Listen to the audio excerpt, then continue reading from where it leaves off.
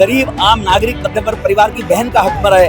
सोनिया तो आई जाएगी, खड़गे की बेटी तो आई जाएगी, हुड्डा की बेटी तो आई जाएगी, चिदम्बरम की बेटी तो आई जाएगी। आने वाले समय में ये बहनें जिनके बारे में प्रियंका इस भाषा का उपयोग कर रही है, ये इसका जवाब देगी बहन। नारी शक्ति जिंदाबाद है, राहुल गांधी मुर्दाबाद है, राहुल गांधी जिंदाबाद। कांग्रेस महिला विरोधी, उसकी मानसिकता महिला विरोधी है और हम कांग्रेस का बहिष्कार करते हैं, हम पूरी तरह से कांग्रेस का बहिष्कार करते हैं। हमारे साथ दिल्ली के पूर्व सांसद रमेश बिधोड़ी जी है, जो आज भाजपा के द्वारा जो प्रदर्शन किया जा रहा है, नारी शक्ति वंदन अधिनियम बिल जो पारित नहीं हो पाया कल सदन में, उसको लेकर सर कल एक बहुत बड़ा दिन था।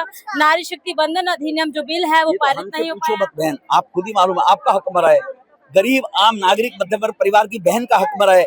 सोनिया तो आई जाएगी, खड़गे की बेटी तो आई जाएगी, हुड्डा की बेटी तो आई जाएगी, चिदम्बरम की बेटी तो आई जाएगी, लेकिन 33% आरक्षण आम मध्यम वर्ग परिवार की बहन बेटों को भी पार्लियामेंट मिले बैठने के लिए, उनकी चिंता है। आप खुद बताओ। हम प्रियंका गांधी ने आज प्रेस कॉन्फ्रेंस करके कहा कि ये चुनाव के लिए केवल एक झुंझुना था और ऐसी कई तरह की बातें। 2010 में तुम्हारी सरकार थी, राज्यसभा में बीजेपी ने समर्थन किया था प्रियंका जी, तब आपने लोकसभा में क्यों बिल को गिरा दिया? महिलाओं को चुनाव के लिए इस्तेमाल किया जा रहा था, ऐसा कुछ बोलती नजर आई आज प्रियंका गांधी। उपयोग ये कांग्रेस की प्रियंका ही बोल सकती है कि महिलाओं का इस्तेमाल किया जा रहा है। मोबाइल से वो सब क्यों बुलवाना चाहते हो? आगे आने वाले समय में क्या करने की तैयारी है? समय में ये बहनें जिनके बारे में प्रियंका इस भाषा का उपयोग कर रही है, ये इसका जवाब देंगी बहनें।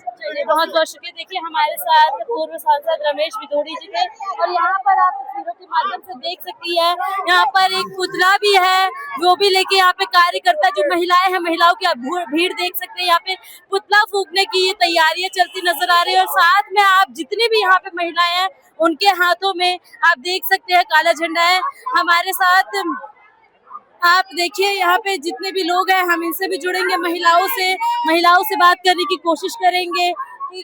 मैम क्या नाम है आपका? आज इस प्रदर्शन में पहुंची है, क्या कहना चाहेंगे? देखिए बोल नहीं रही, क्या नाम है माता जी आपका? इसलिए पहुंची है आज आप यहाँ पे? उनके साथ ही है, काले चुन्नी लगा के पहुंची है। आपका क्या नाम है मैम? सारिका सिंह। क्या कहना चाहेंगी, आज प्रदर्शन में पहुंची है आप? प्रदर्शन में यही कहना चाहूंगी कि जो जब भी नारी को आगे बढ़ाने के बारे में हमारे प्रधानमंत्री जी ने सोचा है, तब ये हमारे जो विपक्ष पार्टी के नेता हैं वो हमेशा कुछ ना कुछ अड़ंगा डालते रहते हैं, कुछ ना कुछ। उन्हें अब ये चीज सहन नहीं हो रहा है कि कैसे नारी को आगे बढ़ा रहे हैं। मामला क्या था इस बात में? मामला यही था कि नारी शक्ति को जो वो आगे बढ़ा रहे थे, जो 33% उनको मिल रहा था, वो आरक्षण जो दे रहे थे, हाँ जी, तो वो उनके सहन हुआ नहीं। कहीं ना कहीं ये नारी के लिए उन्होंने, अब तो वो अपना बयान बदल रहे हैं कि हमने मतलब क्या नाम है, नारी के लिए नहीं ऐसा किया है, लेकिन आपने उसी पे उठाया है, अपने विवाद तो उसी पे हुआ है।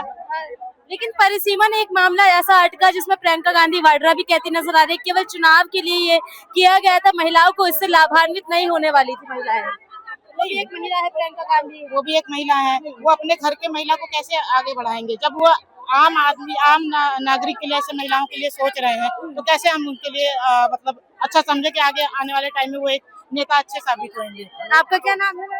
ममता। क्यों पहुंचे आज यहाँ पे? हम नारी शक्ति जिंदाबाद है, राहुल गांधी मुर्दाबाद है, राहुल गांधी जिंदाबाद। हंसते हंसते मुर्दाबाद नहीं, मुर्दाबाद। यहाँ पे बहुत महिला। आप बेटे क्या नाम है आपका? मेरा नाम मनीषा है, मैं विवेकानंद कॉलेज की वाइस प्रेसिडेंट हूँ। Okay, nice to meet you Manisha. आज पहुंचे हो, क्या कहना चाहोगे, प्रदर्शन में पहुंचे हो? मैं तो यही कहना चाहूंगी कि जितनी भी नारियां हैं सभी अपने राइट्स के लिए आई है। हक, ये आपका हक है। जो 33% आरक्षण मिल रहा है, जो नहीं मिलने दे रहे हैं विपक्षी दल, तो प्लीज आइए और अपना जो हक है उसे लीजिए। और इससे अगर ना मिले तो छीनने की अगर कोशिश जरूरत पड़े तो प्लीज हमें छीनने के लिए हम राजी हैं और छीनना पड़ेगा। छीनने के लिए क्या करेंगे? विद्रोही बनेंगे, क्रांति लाएंगे?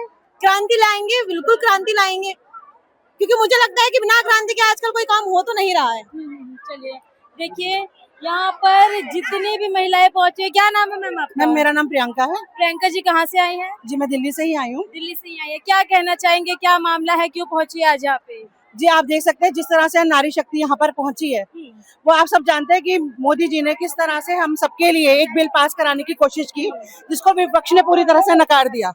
और आज जब वो देख रहे हैं कि इस बिल को, उन्होंने सोचा था कि कोई ना कोई विपक्ष में आकर ये बिल पास हो जाएगा और वो इसका विरोध भी कर लेंगे और इस बात से महिलाओं को वो मतलब अपने पक्ष में भी कर लेंगे, लेकिन आज वो बहाने बना रहे हैं। वो ये कहते हैं कि हम नारी के विरोध में नहीं है और हम मतलब मोदी जी की नीतियों के विरोध में हैं। तो बेसिकली वो सच नहीं बोल रहे हैं। आज उनकी मानसिकता हमें साफ साफ दिखाई दी है और हम उसी का विरोध करने आए हैं।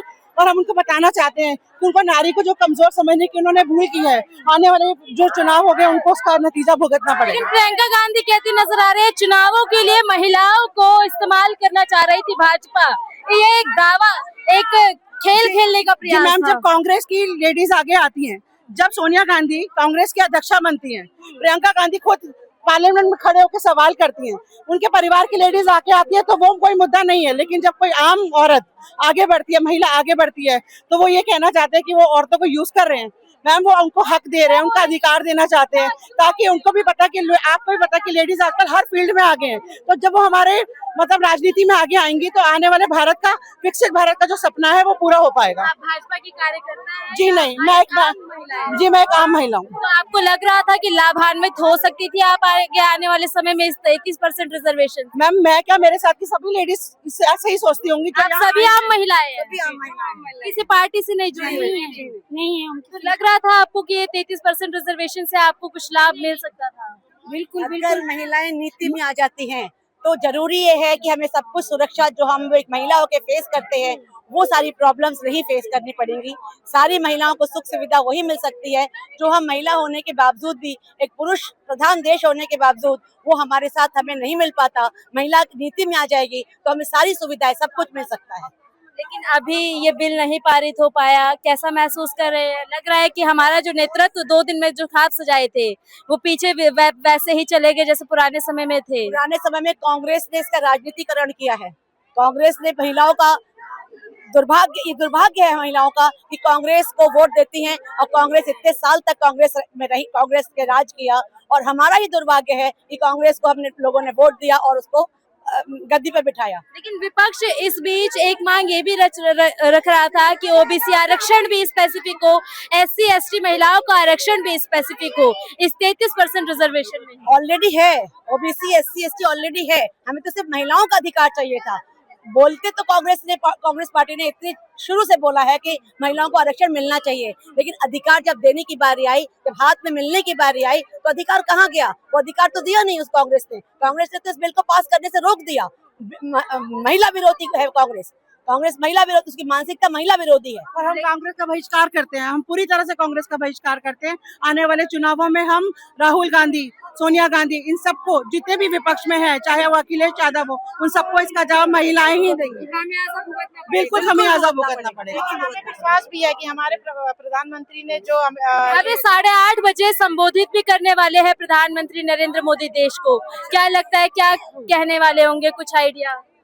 जी, हम तो यही उम्मीद करते हैं कि किसी भी तरह से ये हमारा बिल पास हो जाए, ताकि हमें जो सुविधा वो देना चाहते हैं वो हर महिला तक पहुंचे। देखिए यहाँ पर महिलाएं हैं, कहीं ना कहीं ये सबसे बड़ा सवाल ये था कि ये भाजपा से एफिलेटेड हो सकती है, लेकिन मैंने इनसे पूछा और इनका साफ कहना है कि इन्होंने बीते दिनों में कई तरह की सोचा था आने वाले समय में 33% रिजर्वेशन यदि प्राप्त होगा तो क्या चीजें इनको मिल सकती है सुविधाएं। और आपने इनकी बात सुनी, जाना कि इस वक्त कहीं ना कहीं रोष है, विपक्ष के लिए इनका रोष सामने नजर आ रहा है, जिसका नतीजा ये कहती नजर आ रही है कि आने वाले समय में कांग्रेस या विपक्षी दलों को चुनाव के वक्त खामियाजा भुगतना पड़ेगा।